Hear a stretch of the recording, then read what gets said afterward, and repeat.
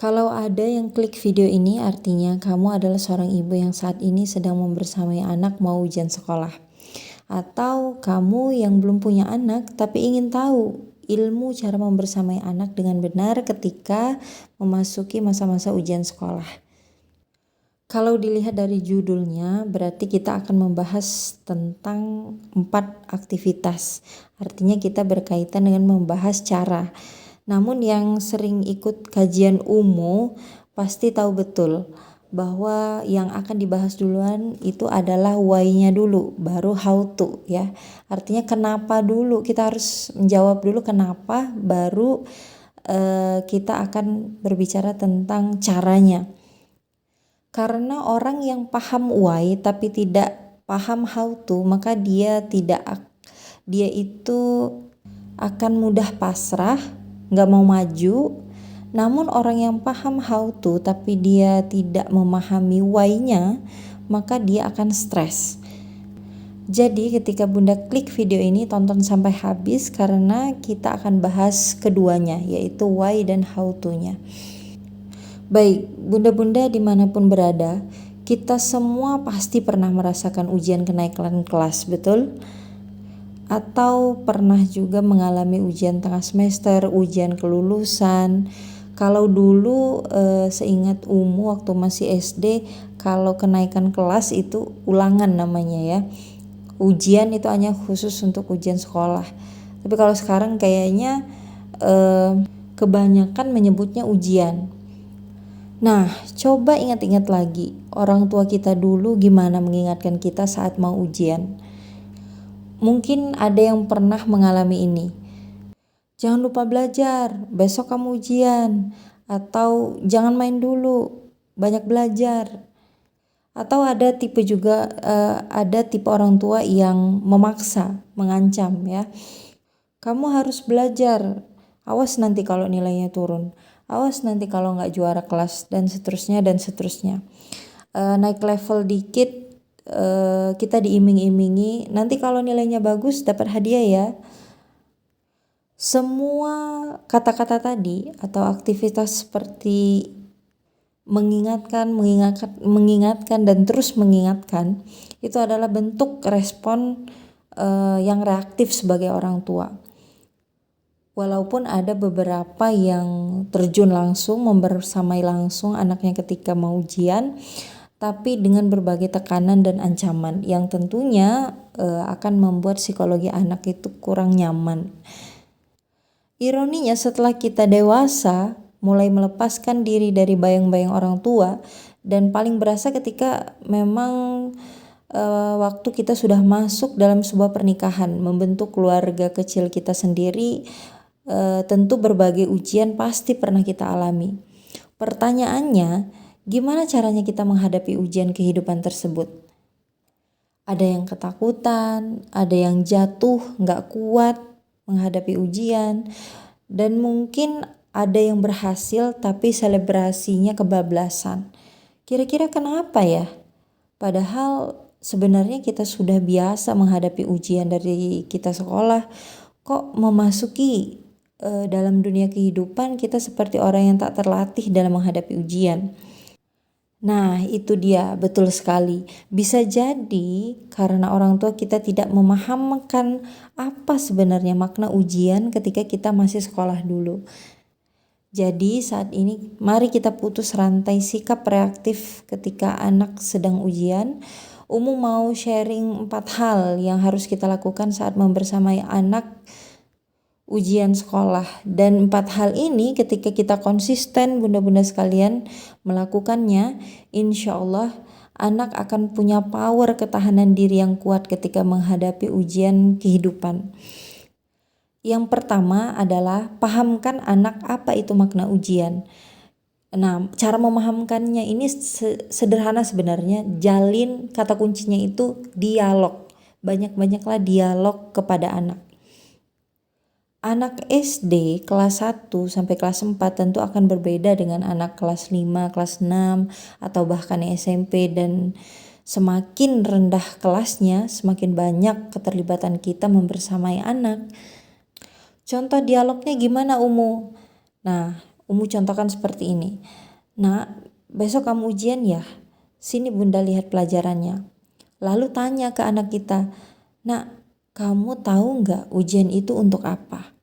Nah, ini kuncinya ya bunda-bunda sekalian kalau dialog. Apapun jawaban anak, hargai itu dengan mengucapkan betul sekali. Boleh bunda tambahkan jawabannya. Nah, ketika anak jawab boleh, baru kita pahamkan apa yang ingin kita tanamkan terkait dengan makna ujian tersebut. Bilang kepada anak kita, nah ujian adalah bahan evaluasi untuk kita bisa naik level selanjutnya. Dan ujian yang sesungguhnya, tahu nggak kira-kira? Kalau anaknya jawabnya nggak tahu, maka disitulah kita memahamkan kepada anak kita. Bilang, nah ujian yang sesungguhnya adalah ujian keimanan dan ketakwaan. Ujian sekolah, kalau kamu nilainya kecil, itu masih bisa nak kamu ulang kembali. Tapi kalau ujian Allah, itu gak bisa mengulang kembali. Kita akan rugi dan menyesal. Setiap kita akan Allah berikan ujian, dan sikap kita adalah mencari keridhaan Allah atas ujian yang kita hadapi. Jadi kalau sebelum kamu belajar, yang perlu dilakukan adalah minta pertolongan kepada siapa nak? Nah, dialog lagi itu bunda-bunda sekalian ya. Betul sekali, kita minta tolong sama Allah. Dengan cara apa? Ibadahnya ditingkatkan. Nah, begitu dialognya ya kira-kira. Nah, hal ini penting untuk menguatkan ruhiyah anak-anak kita bunda-bunda sekalian. Kalau habit ini kita bangun terus ketika anak-anak ujian, insya Allah saat anak mengalami ujian kehidupan mereka itu tak gentar, gak gampang down, karena sudah masuk ke dalam pikiran bawah sadarnya bahwa pijakan awalnya dalam menghadapi sebuah ujian itu adalah minta pertolongan kepada Allah. Nah, yang kedua adalah pahamkan hakikat ikhtiar atau usaha ya. Untuk lebih mudah memahamkan kepada anak, lagi-lagi kita ajak untuk mereka itu dialog. Terlebih memang anak-anak yang masih usia-usia 5, 6 tahun, 7 tahun dan seterusnya. Misalnya ajak mereka dialog terkait dengan permainan atau game yang biasa mereka lakukan gitu ya, mainkan. Nah, permainan level 1 naik ke level 2, caranya gimana nak kira-kira? Dialognya seperti itu. Misalnya anaknya jawab, harus mengalahkan musuh dulu bunda gitu. Susah nggak kira-kira? Nah, kalau anak-anak ada yang jawabnya susah, ada yang enggak ya. Nah, kalau anak-anak jawabnya susah, bunda langsung arahkan dialognya ke, oh susah ya, tapi kalau berhasil happy nggak? Bahagia nggak? Pertanyaan begini akan membentuk di dalam pikiran anak bahwa meskipun susah jalanin aja. Karena apa? Karena kalau berhasil itu akan dampaknya membuat kita bahagia gitu. Pun kalau kita nggak mencoba, kita nggak akan tahu hasilnya. Gimana kalau misalkan anaknya jawab gampang gitu untuk naik level 1 ke level 2 atau level selanjutnya. Bunda langsung arahkan pertanyaannya, lalu apa saja yang perlu kita hadapi dalam proses naik level tersebut? Ya, artinya apa? Kita arahkan pikiran anak meskipun gampang, toh harus ada tahapan-tahapannya yang perlu mereka lalui gitu, lakukan.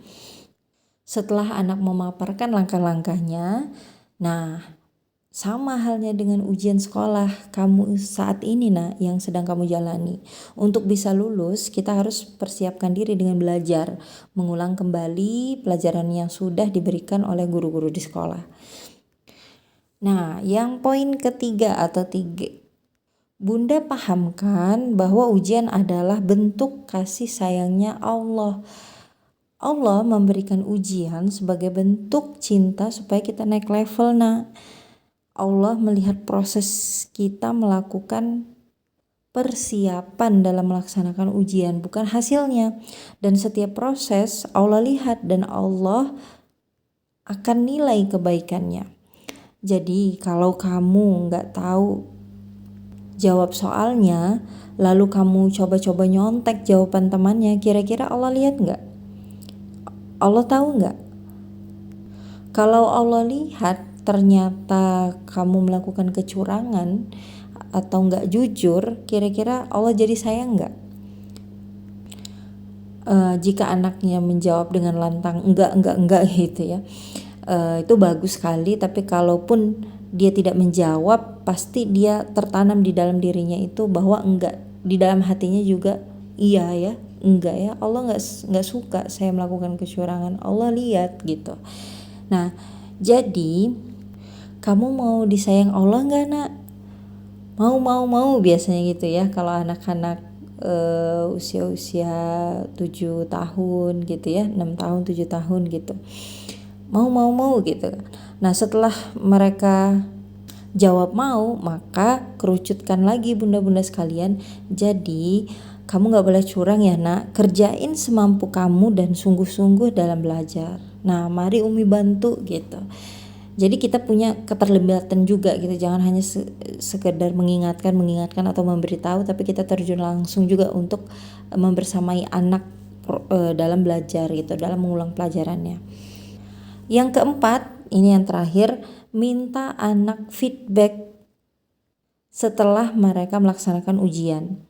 Nah, bunda-bunda tanya anak, gimana nak? Ujian tadi bisa ngerjain soalnya? Nah, kalau anak jawab tidak bisa gitu, bunda perlu memilih kalimat yang memberdayakan. Contohnya, ibu tahu kamu sudah berjuang keras. Nah, kita doa sama-sama yuk sama Allah. Insya Allah Allah akan berikan hasil yang terbaik, bukan hanya hasil yang kamu inginkan. Dari sini kita akan memahamkan bahwa kita perlu memaksimalkan ikhtiar, namun kita juga butuh tawakal ya, supaya kita nggak stres tadi gitu. Dan efeknya ke dalam kehidupan, nanti ujian kehidupan, bahwa pertama dia benar-benar mengikhtiarkan ruhiyahnya gitu ya, ketika menghadapi ujian dia minta pertolongan kepada Allah, kemudian dia berikhtiar mencari solusi atas permasalahannya. Nah, kemudian dia juga berdoa lagi kepada Allah setelah apa yang telah diikhtiarkan. Nah, kalau anaknya jawabnya, alhamdulillah bisa bunda, hari ini aku mengerjakannya dengan bagus gitu ya, dengan baik gitu, gampang soalnya. Nah, ini juga kita bisa menyisipkan value ya, bilang ke anak, alhamdulillah nak, semua karena pertolongan Allah, dan bunda tahu kamu sudah berjuang dengan gigih. Nah, sehingga apa? Sehingga anak itu paham prosesnya gitu, paham tahapan-tahapannya, kenapa dia perlu bersyukur. Itu ada hal-hal aktivitas yang kita sudah tanamkan kepada anak-anak. Pada intinya kita harus mengisi tangki ruhiyah anak dan juga pemahaman ikhtiar secara maksimal. Nah, mudah-mudahan ketika kita konsisten melakukan ini di setiap ujian sekolah anak, mulai dari SD kelas 1 misalkan sampai seterusnya, kita ulang-ulang terus, insya Allah anak kita itu akan terbiasa melakukan tahapan yang benar dalam mendidik dirinya menghadapi ujian.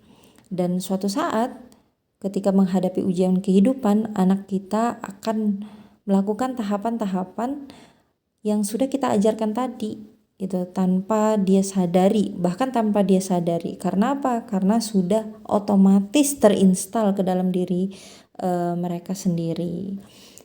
Baik, kalau bunda-bunda merasakan manfaat atau teman-teman sekalian yang belum menikah merasakan manfaat dari sharing Umu kali ini, boleh komen atau boleh share ke bunda-bunda lainnya, agar senantiasa kita sama-sama membersamai anak itu tidak hanya sekedar mengingatkan untuk pencapaian mereka, untuk keberhasilan mereka, tapi benar-benar kita memahamkan apa sih hakikatnya ujian tersebut gitu.